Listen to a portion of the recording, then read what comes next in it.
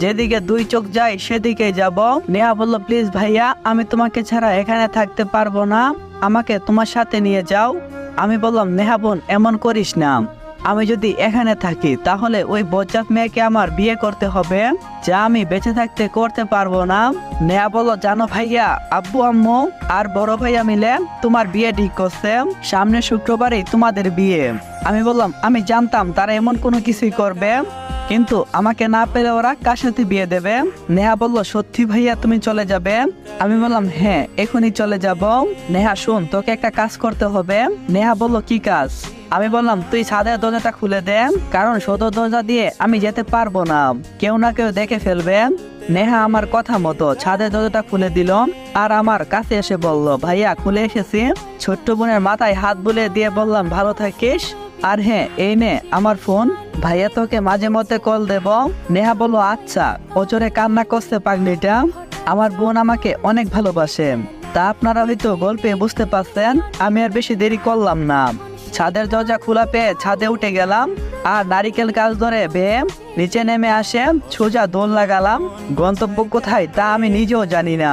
ছুটতে ছুটতে রেলওয়ে স্টেশনের সামনে আসলাম।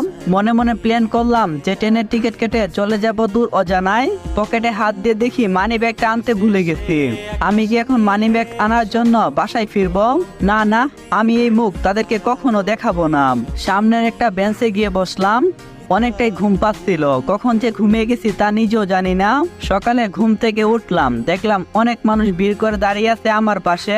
দাঁড়িয়ে থাকবে না কেন, জামা কাপড় ছেঁড়া, শরীরের অনেক জায়গায় মারের দাগ। অদ্ভুত, কেউ আমার পাশে আসছে না, দূর থেকেই আমাকে দেখছে। কিছুক্ষণ পর অনেকটাই ক্ষুধা লাগে, কিন্তু আমার কাছে তো একটা টাকাও নেই। যাই সামনের চায়ের দোকানে গিয়ে বলি যদি তারা মায়া করে কিছু খেতে দেই।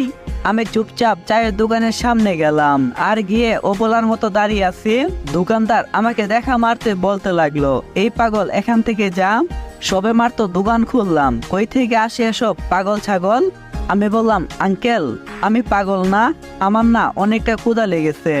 উনি বলতে লাগলো, বাবু মাফ করো, আমার আর বুঝার বাকি রইল না, এখানে থাকলে আমার কপালে খাবার জুটবে না।